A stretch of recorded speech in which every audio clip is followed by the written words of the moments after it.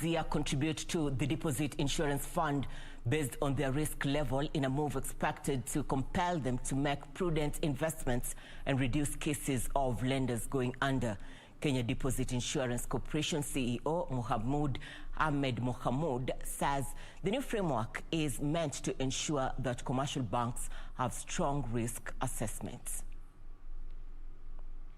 Imperial Bank and Chase Bank were placed under receivership in 2015 and 2016 respectively due to failure to honor their banking obligations.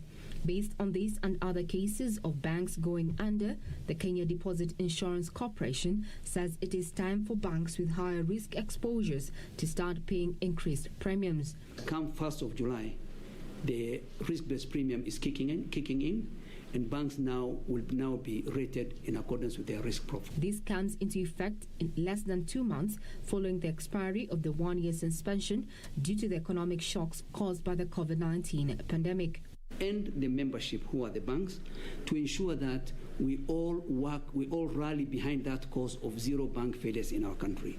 Because our business people need to be protected, our depositors need to be protected, and I think that is why we really want we want all of us to rally behind that cause of zero bank failures in our country. Despite opposition from a section of commercial banks who argued that bigger banks were paying for the inefficiencies of smaller lenders, key financial sector players, including National Treasury and the Central Bank, agreed on a new deposit insurance premium payment system that profiles the risks of individual banks.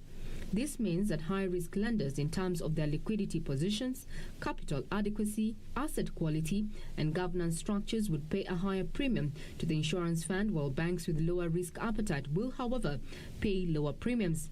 And we still call upon our depositors not to keep money at home, but to bring the money to the banks. Our banks are resilient, they are safe.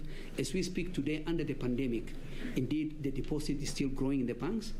Kenyans have a lot of confidence with our banking system, and that's the confidence we want to ride on.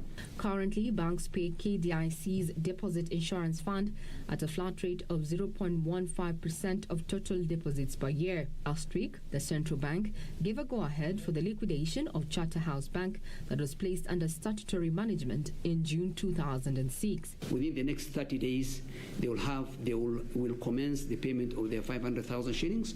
Then we'll now embark on the long journey of realizing the assets for the benefit of those depositors. KDIC will carry out an assessment, tracking and credit evaluation that will inform compensation of Charterhouse Bank depositors who had more than 500,000 shillings. Regina Manyara reporting for Channel 1 Business.